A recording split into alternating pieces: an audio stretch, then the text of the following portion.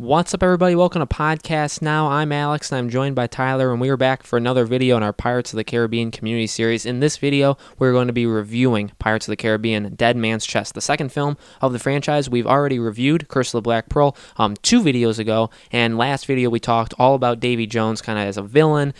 Is there going to be anybody better than him? Kind of in a way of introducing this video, because obviously he gets introduced in Dead Man's Chest. So we're going to be reviewing this next month, and really the next couple videos. We're going to be talking about Pirates 3, so we're going to be talking about Davy Jones' locker, kind of the mythology and what we think of how they did it in the movie, and then we're also going to be reviewing At World's End in the video following that. So next month is basically all At World's End stuff. So Tyler, we had talked about Curse of the Black Pearl. We liked it. It wasn't our favorite. It's almost our least favorite, other than On Stranger Tides. But Dead Man's Chest definitely took the franchise in a brand new direction.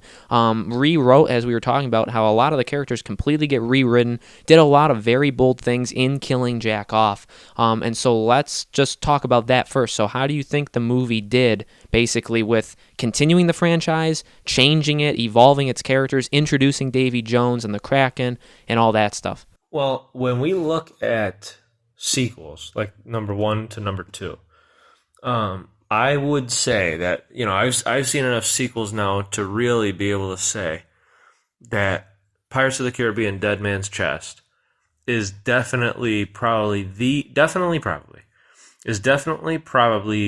best, I guess you could call it like expansion of the universe, or you can call it like, almost like a rebranding, almost in a way. It's like kind of like a rebranding, or like a reestablishing, like, here's our new platform and this is what we're gonna do from now on, like they found themselves in a way. So, and the reason I'm saying that, when you look at the movie Kingsman, the first one, I love that movie. I could watch that movie over and over and over. Kingsman 2, it's a downgrade. It's not, to me, it's nowhere near as good. And I could say Star Wars The Force Awakens compared to Star Wars The Last Jedi. It's a massive downgrade. No matter how you look at it, it's a downgrade. And there's countless movies that you can say that about. There's actually very few that, gets better from 1 to 2 to even 3, or at least 2 and 3 are equal, like on par with each other. That's so rare in movies, in my opinion. At least like modern day movies over the last, 10, 15 years. The only one that I can think of in my mind right now that has done what Pirates did from 1 to 2 and then 3 is The Dark Knight, Chris Nolan's The Dark Knight trilogy. That's it. I can't picture any other movie franchise that, going off the first movie, which was good, and the Batman Begins was good, Curse of the Black Pearl was good. It's watchable for sure, but the jump from that to the second movie, Dead Man's Chest, is so much better. And like I was saying, it is a rare thing, and I'm really happy that Pirates of the Caribbean is one of the movies that was able to pull it off, unlike almost all the other movies in most franchises. So I'm really glad that we can say that. And the reason that I'm glad is because we wouldn't be talking about Pirates 5 if we couldn't say that. I could guarantee you that. Or even a Pirates 6. So yeah, that's a really, really good thing that we can say that. So one of the things that they did that worked really, really well was they took the characters that they established in the first one, especially Jack, Will, and Elizabeth, the mains. And they took what they had, they took what worked, and they basically enhanced everything. Jack is kind of very different. Will is more mature, and he's different too. And Elizabeth is a lot different, in my opinion. And she gets even more different in the third one. But they all definitely grow from 1 to 2 in a very large way. The set pieces that we have, everything's like on a bigger scale in Dead Man's Chest. Where on Curse of the Black Pearl, even though the scale was sort of big, everything really, when you think about it, is kind of enclosed.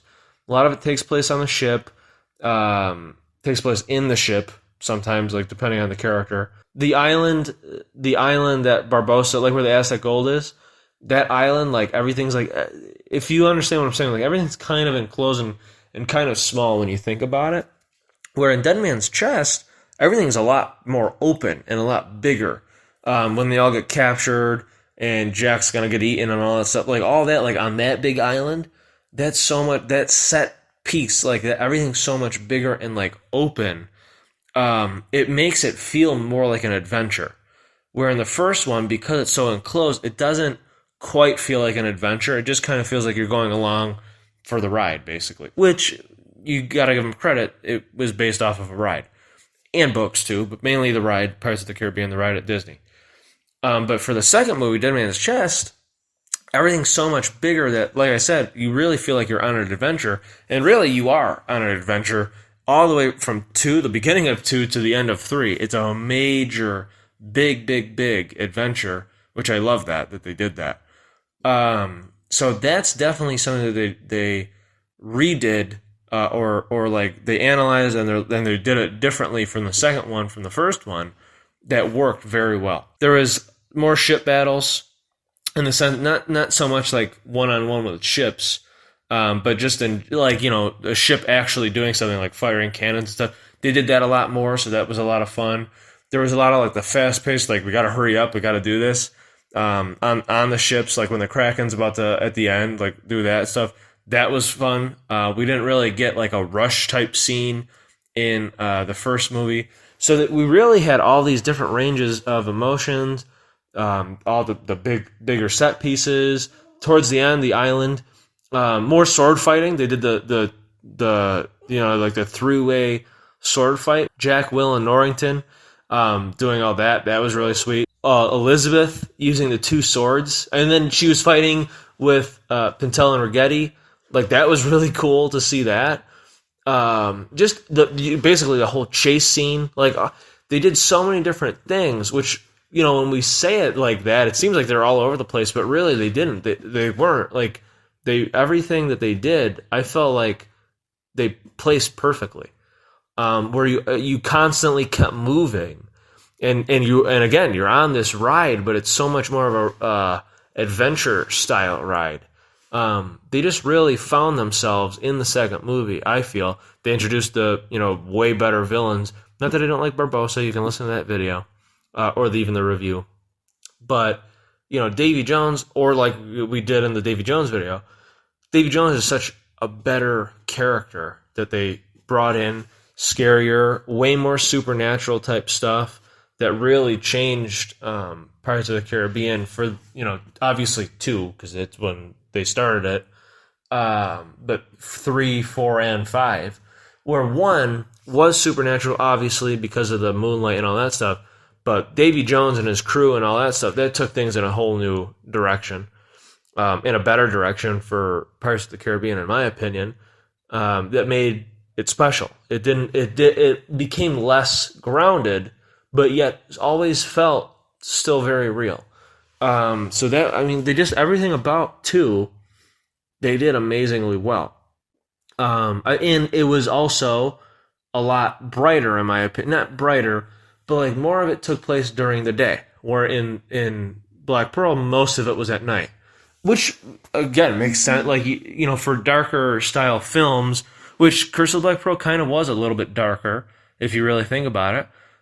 They tended to do scenes mainly at night. But for this one, it was way more in the day, which is, that's what you want during like adventure. You want to be able to see stuff. You want the viewers in the audience to be able to see what's going on, so that they feel like they're part of it. So that they don't have to like struggle to make things out, because they're not so just focused on the characters. They're focused on the entire world, basically. So they really, like, the jump, that's what I'm saying, like, the jump from the first movie to the second movie is so insane and amazing.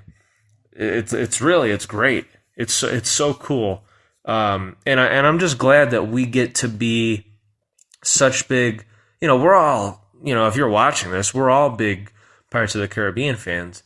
But I'm so glad that, like, Alex and I got to be not only fans for so many years in the past, but now we got to be what we are here, like, on YouTube, and with this community series. It's so cool to be part of. I feel like I'm part of this franchise, and it's cool to, you know, be like proud of like what they did, even though it's years ago. And you were younger and I was younger and all that, but I don't know. I just like talking about it. It's like so cool. Like I feel so good and proud that like one of our favorite movie franchises got to be one of those that like they did it. Like they managed to make the jump and they stuck the landing. Like they got tens on everybody. So it's like it's just really really cool. It's exciting. I feel like because it like thinking about two, and realizing like the jump that took place. It's totally possible that even though 4 to 5, there's again another big jump. It's totally possible that we can, if they give us the chance. Please, if you're watching, give us the chance. That from 5 to 6, we could have another big jump, which could set us up for 6 and 7. That is possible. They just need to let it happen.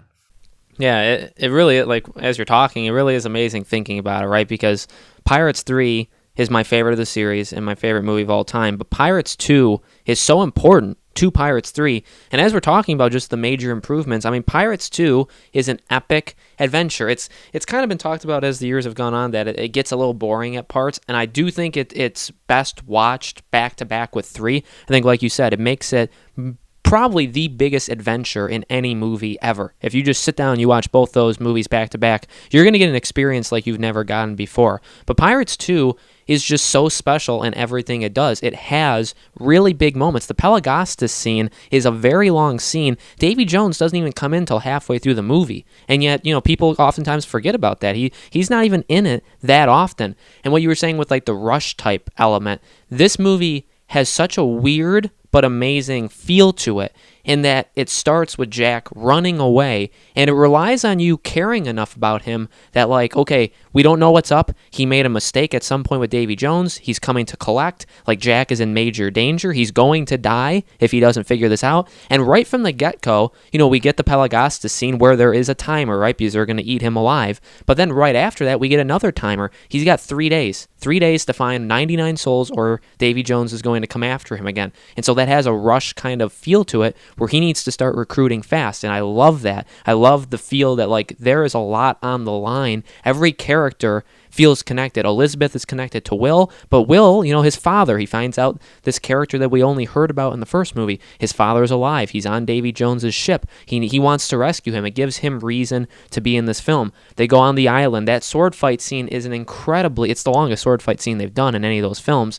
It's a really nice, it's a really well done, choreographed scene. It works really, really well. Again, there's kind of a danger there. They need to be the ones to get out of there with his heart, or Jack is screwed. Because at this point, we've seen the Kraken. We know Davy Jones is a threat. We know the Kraken is a threat. We know what it can do. And then we get to the ending, which again, watching that film, the final Kraken fight, when they're preparing for it, when they're like, okay, we need to start loading up the rum, and we need, like, everybody grab your weapons. You guys have to go on these cannons. We need, like, everybody in this position. Will is, like, Will's being lifted up onto with the barrels. Elizabeth's doing her thing. It's got such a panic mode as Jack is leaving the ship, by the way, but it's got such a panic mode that it just works perfectly, and you feel like you're right there with them, that, like, there is so much at stake, way more than Pirates 1.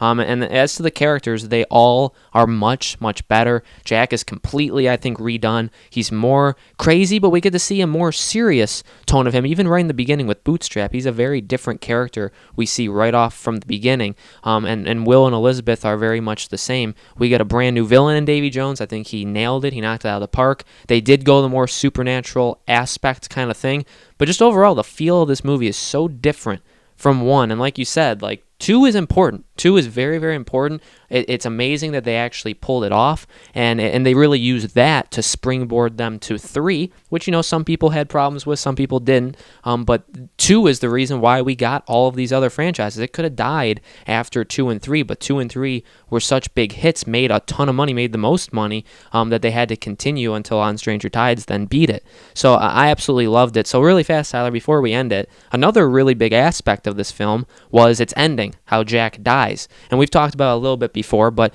how do you think, and that's a very bold thing, so, like, what do you think about that bold decision, and to kind of lead it, like, on where you absolutely know, like, 3 is coming up, and they have, like, a clear path set of what they need to do in 3?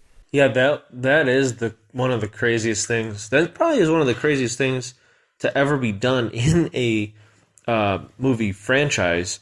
Because at the time, we didn't know that there was going to be a sequel. We didn't know there was going to be a 3.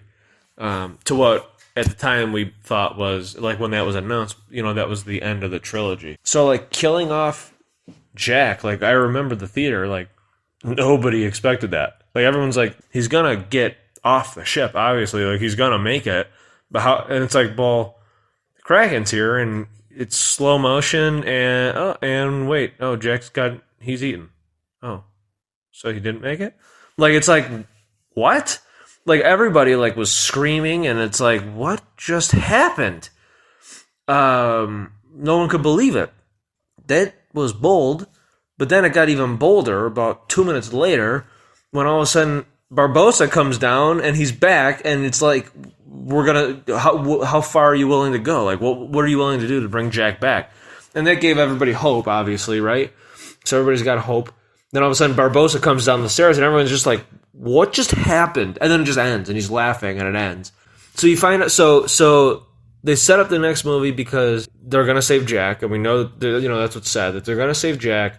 They need to defeat Davy Jones, obviously, because Davy Jones is still alive. They didn't kill him. Then we find out that the other bad guy, Beckett, so we learn that Beckett, the other villain next to Davy Jones, who's new and nobody liked, we find out that he ends up getting the heart, and then Norrington, who we thought was kind of going to be with Jack and all them, kind of betrays them. So then the other bad guy, ends up clearly going to be in control of the new other bad guy, Davy Jones. And then we learn that Barbossa, who was the villain of the first movie, is now going to help the good guys bring back Jack. And it's like everything literally is turned so much upside down. I don't think there's ever been a movie that's done anything like that. Even one of those things. Well, maybe one. The villain, like, getting control. I don't know, actually. I don't think there's ever been a movie that's done any of that stuff, because not many movies bring people back to life. So I don't know. What they did, other than Inception, where you're like, what is happening? That's the only movie that I've ever said, what is happening? I didn't even say that with Lost. So, I mean, the way that they end that movie is so crazy. But then, we're not going to spoil, I don't want to spoil my thoughts on the third movie, for those of you who might not know or whatever. But the way that they use all those plot elements in the third movie it's crazy how they set up, like, they did all these crazy things, but they did actually manage to, because obviously leaving the theater, it's like, man, we're like, how are they even going to handle this? And they do. Spoilers, they do. But it's just like, I don't know. It really, that movie, the more I think about that movie, the more that movie probably is the best Pirates of the Caribbean movie. Dead Man's Chest is super special. That is for sure.